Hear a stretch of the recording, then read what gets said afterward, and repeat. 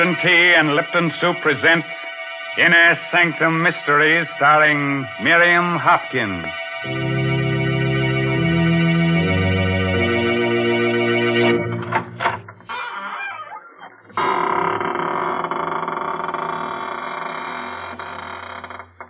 Good evening, friends of the Inner Sanctum.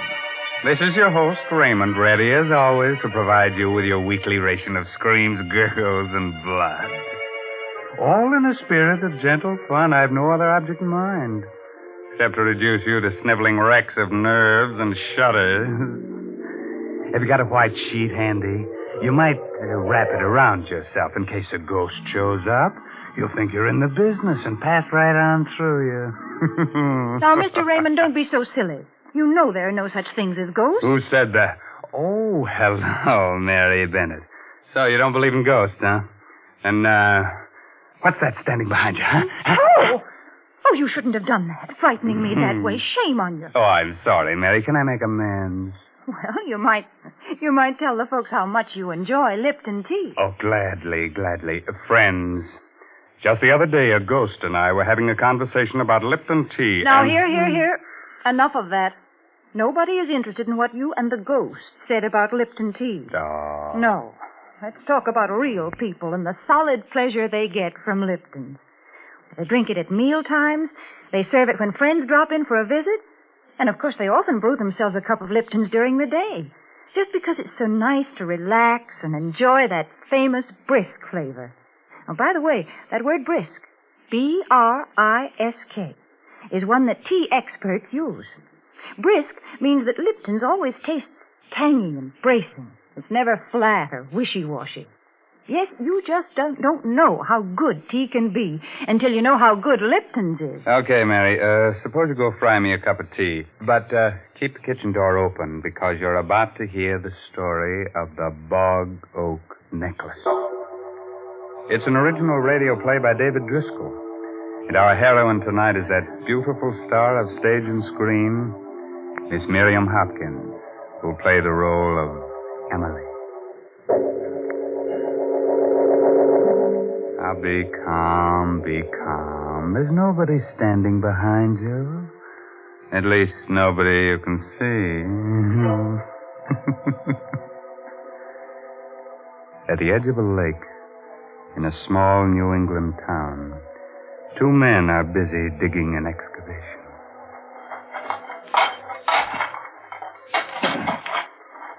Must have been like a cave around here once, huh? Yeah, old Miss Bristow used to own this property before she sold it to this here city man who's building. There used to be a fine apple orchard right up there. And was all fine trees once. Well, let's dig. That's what we're getting paid for. What's the matter with you, Paulie? Look down there what I just hit with my shovel. Huh? Oh, bone. Oh, some cow, I expect. Cow? That ain't no cow bone, Jerry. Hey, Paulie. Huh? Look at this with the bone. Yeah, I see it. And you call it a cow bone now? No, I don't. This here must have been a graveyard once. This here was never no graveyard. The river used to come right up to here almost before the big flood. Before they built the dam. Hey, what are you doing? Get your coat and hat. You bringing that with you? Of course I am. Hat and this. Yeah, but there must be a skull here, too. Of course there must be. But we don't have to look for that, Paulie. That ain't our job. Come on.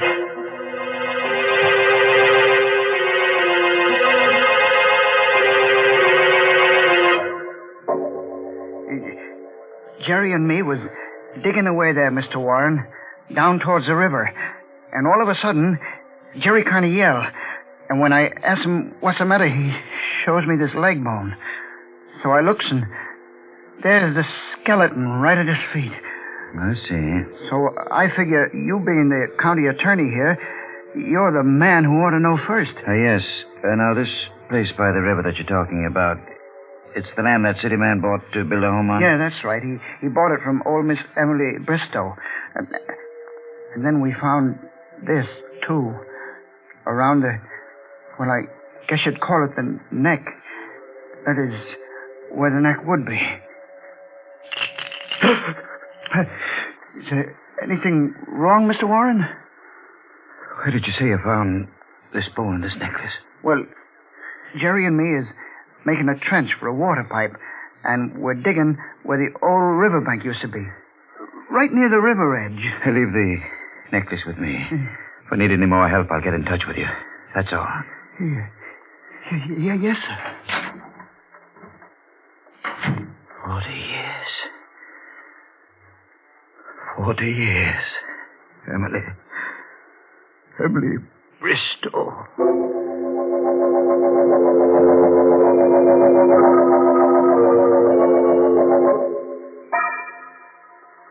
What do you want with me after 40 years, Andrew? Look, Emily. Well, these are old woman's eyes. Look closer. Take that away. Take it away. The Bog-Oak necklace, Emily. Do you remember? Presented to Miss Emily Bristow on her 24th birthday by Andrew Warren. Where did you get it, Andrew? It was found at the river edge on the property you've just sold. Daisy. Daisy. It's come back to us, Emily. After all these years. It's come back to us. The Bog-Oak necklace. The necklace that meant the death of your sister, Daisy.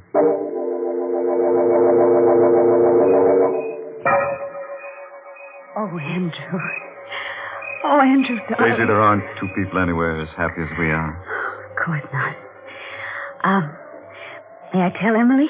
Why, yes, I suppose so. After all, she's your sister. She should know. Good night, darling. Look at that moon. Smiling at you. Oh.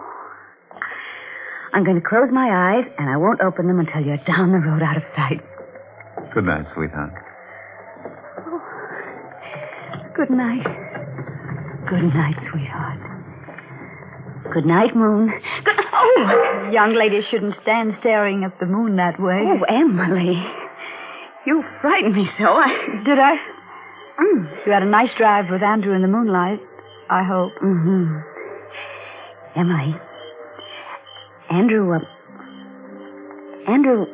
Yes? Andrew and I, we're... Oh, darling. How will I ever stop my heart from beating so? I can't. Let me say it for you. You're engaged. There you are. It was easy, wasn't it? For you? You've no idea how easy it was for me.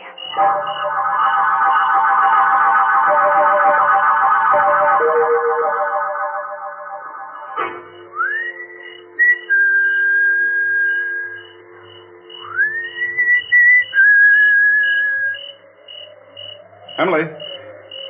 Right here. Emily. I wanted to see you so badly. She's already told me, Andrew. Emily, I want you to understand about this. I know how this must hurt you. You've got to break it off. You've got to. You can't marry her. Andrew, listen to me. Please. Please marry me. I beg you. Emily, we must be sensible. I beg you. If you love me, Emily, you must let me do what I feel is right. I can't let you marry Daisy. You're mine. I must have you. If not me, Andrew, no one. No one else at all. It's too late now. Forgive me. I'll never forgive you. And I'll never let you go. Emily. Never. Never. Never.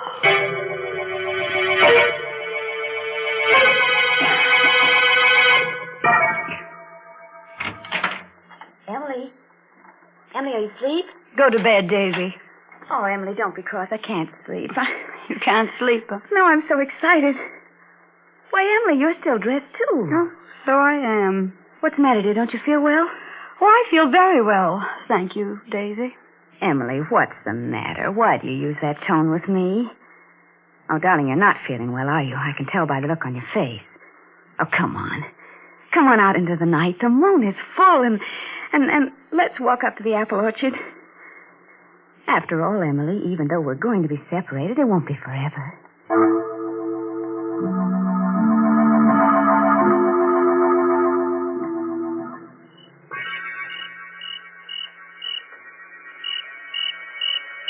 Aren't you afraid to be out here at night? Afraid? Afraid of what? We are at the end of the apple orchard. There's the little patch that goes down the river. I think you'd better go back now.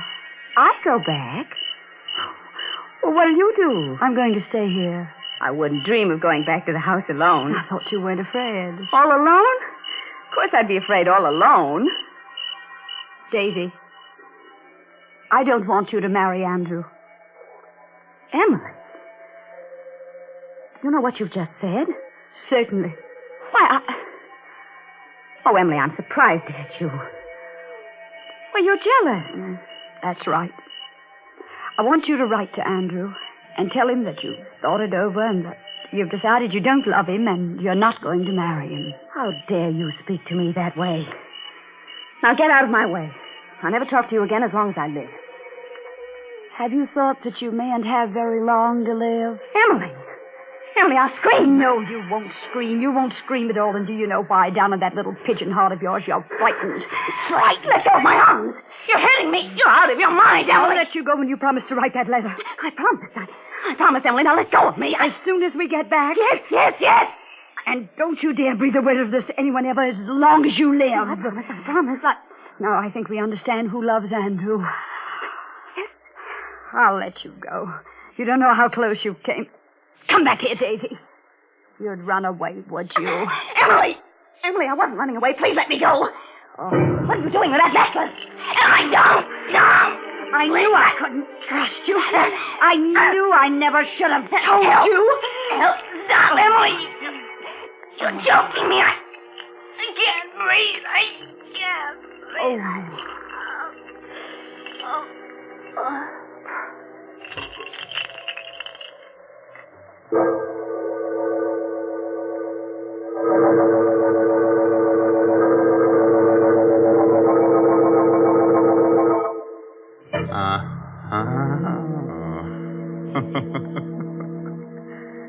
Well, girls will be girls, I suppose. That's kind of pity about little Emily, though. Just think what a wonderful hangman she'd have made if she'd been born a girl. Kind of cute, huh? Being taken for a little swing by a girl.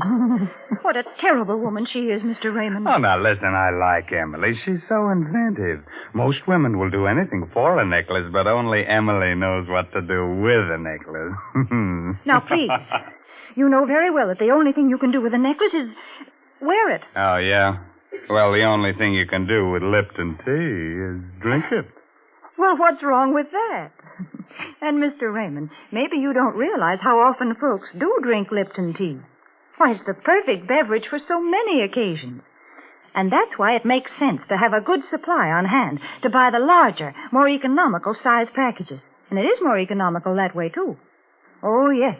It's wise to have a large size package of Lipton tea on your shelf because that well-known brisk flavor, that bracing, full-bodied taste, makes Lipton's always welcome.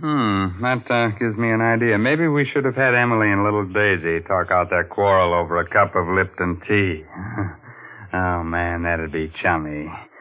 But it's too late now. Daisy is stretched out on the ground with a Bog-Oak necklace twisted tight around her neck.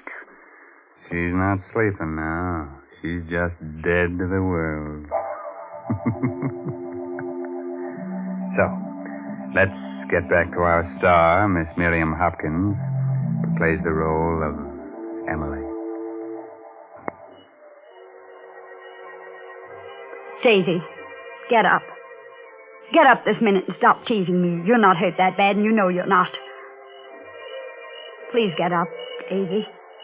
You're frightening me. Daisy.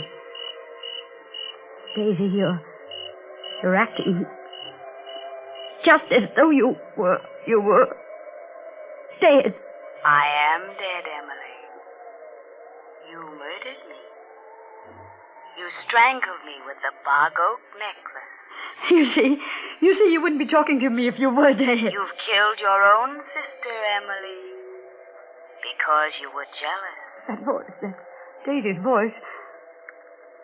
But your lips are not moving. How can you be speaking to me, Daisy, when your lips are not moving? They'll find me here in the orchard with your necklace around my neck. And they'll know you did it. And they'll punish you.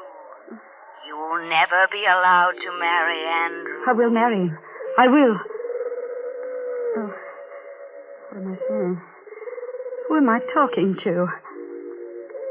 Somebody's speaking to me with Daisy's voice. And all your life I'll be speaking to you. Just like this.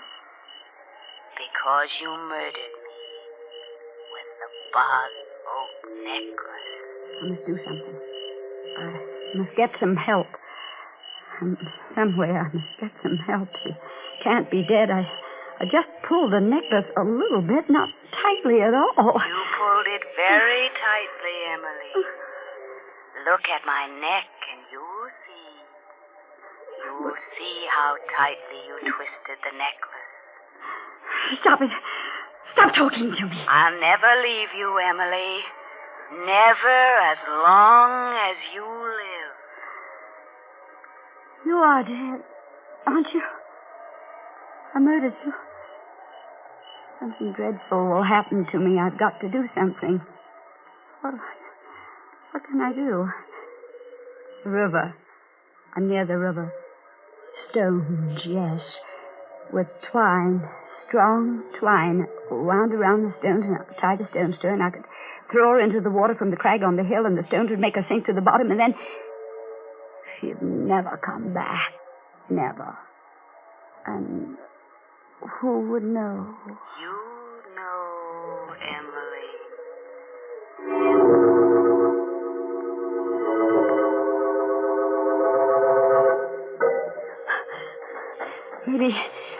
Maybe when I get back to her, she'll be moving and I'll talk to her.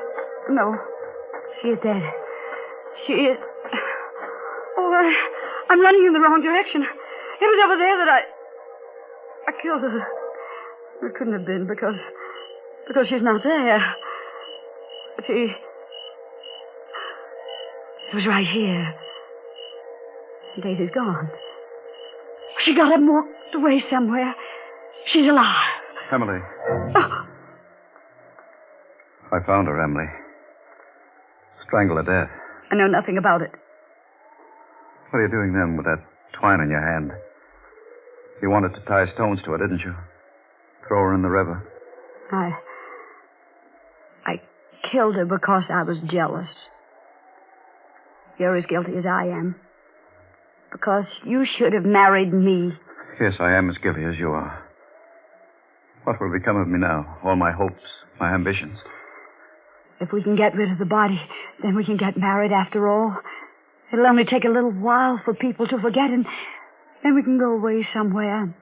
Begin I never want to look over. at you again as long as I live. I hate you. know. I came back here to speak to you again. I wanted to tell you I'd done a wrong thing. That I ought to marry you. I wanted to arrange with you about Daisy. How we could tell her without hurting her too much.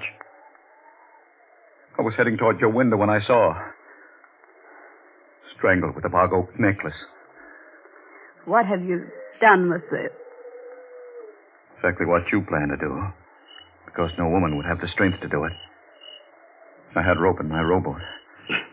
I tied stones to the body. Rowed a bit into the river with it. Dropped it overboard. The plan works, you're safe.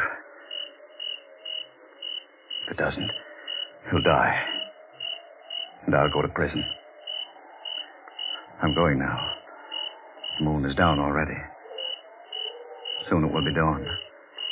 The necklace. What did you do with the necklace? I left it where it was. Around her neck.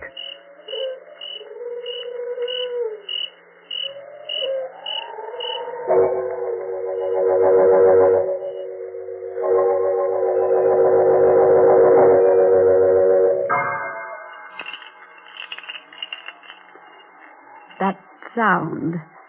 The sound the necklace makes. I have heard it every night for 40 years. 40 years.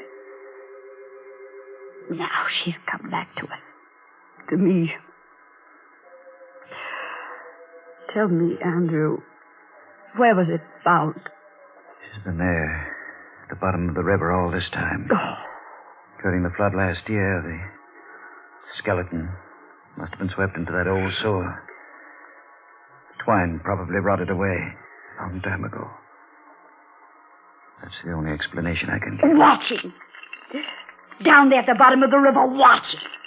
I'm going now, Emily. It's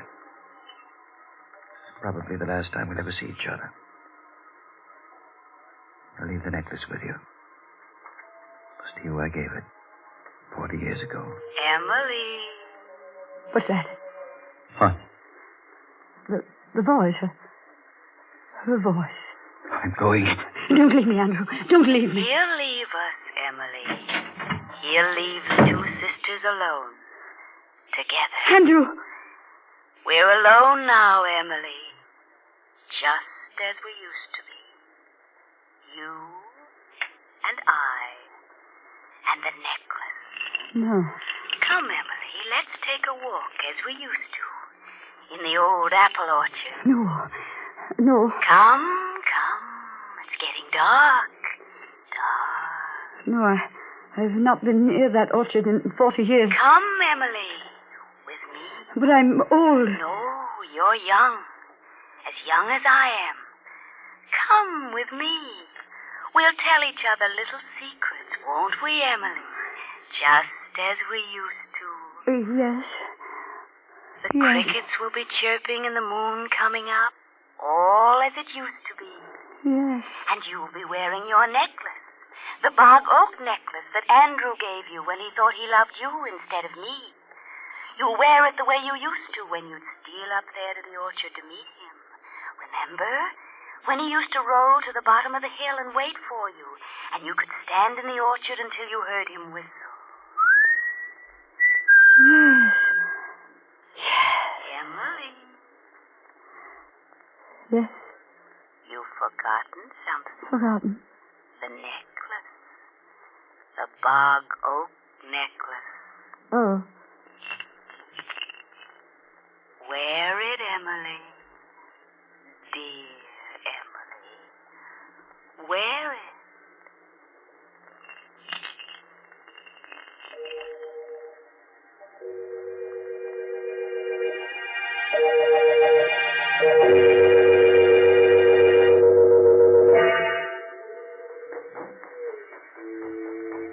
Come, Emily, come.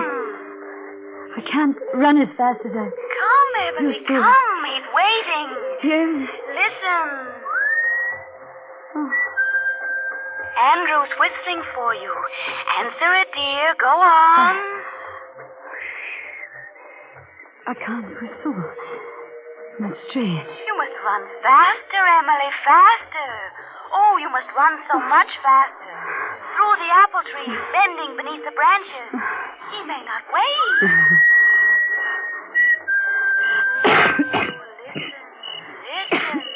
He's angry with you because you're keeping him waiting. All out of breath. These apple trees. The branches, they're in my way. I can't bend over. Faster. He may run off with Daisy. No. I'm coming, Andrew. I'm coming. Wait for me, Andrew. Wait for me. Oh, that necklace. Emily, you caught it in a branch. Turn around, Emily. Turn around. And loosen it. Turn quickly, Emily.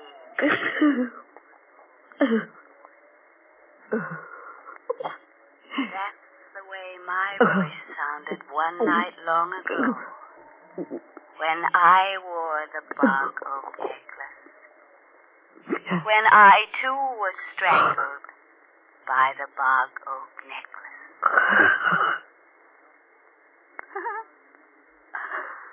Come, sister. Come. It's so cool here in the river.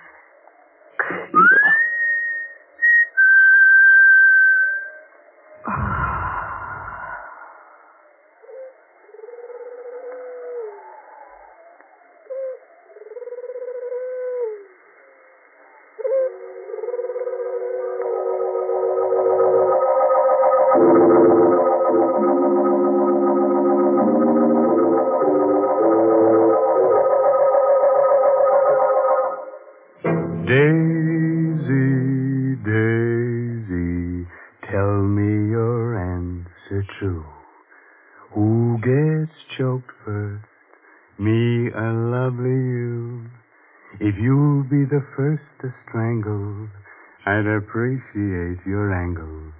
And when I learn that it's now my turn, I'll gargle as nice as you. What awful words to sing to such a nice song. Oh, but listen, I sing so well, and I can recite, too. Shall I recite you something suitable? Say a Mother Goose rhyme, huh? Mr. Raymond, you don't know any Mother Goose. Is that so? Well, I know one that you love. Listen. Polly, put the kettle on. Polly, put the kettle on. Polly, put the kettle on, and we'll all have tea. Well, that's fine. Only I hope Polly makes sure that it's Lipton tea. Naturally. But I suppose there's little doubt that she'll use Lipton. Because after all, more people drink Lipton tea than any other brand. The reason for that is Lipton's famous brisk flavor. Yes, Lipton tea is never flat or insipid. It always tastes full-bodied and vigorous. And, well, I guess it's all summed up by that word brisk. Yes, folks, brisk is the word that the tea experts use when they talk about Lipton tea. So try it real soon, won't you?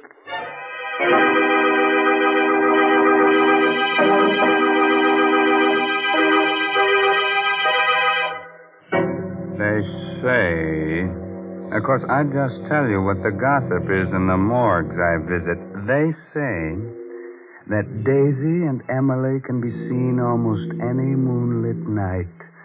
Skull gently touching skull, floating through the old apple orchard as of yore. If you'd like them in your home, you could use their ration coupon. Outside of rattling a bit when the wind blows, they're very nice and companionable, especially on dark nights. And in the summer, you can always use them for scarecrows in your victory garden. By the way, this month's Inner Sanctum mystery novel is The Outsider by A.E. Martin.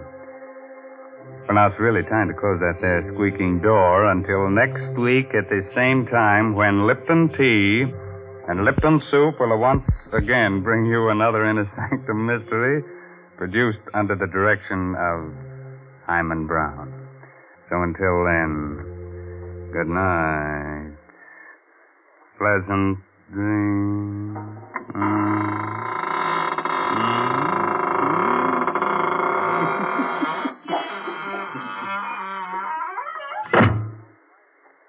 Folks, I wonder what our grandmothers would have said if they had heard about Lipton's noodle soup. I'll bet they wouldn't have believed it possible that a delicious chicken noodle soup could come ready to make in an envelope. But if they'd tasted Lipton, they would have agreed that it has an old-fashioned, homemade flavor, that it tastes just like the kind of chicken soup they used to make themselves. And Lipton is economical, too. It costs less and makes more than canned soups. So, folks, be sure to try Lipton's noodle soup. And be sure to tune in next Tuesday night for another Inner Sanctum mystery. This is CBS, the Columbia Broadcasting System.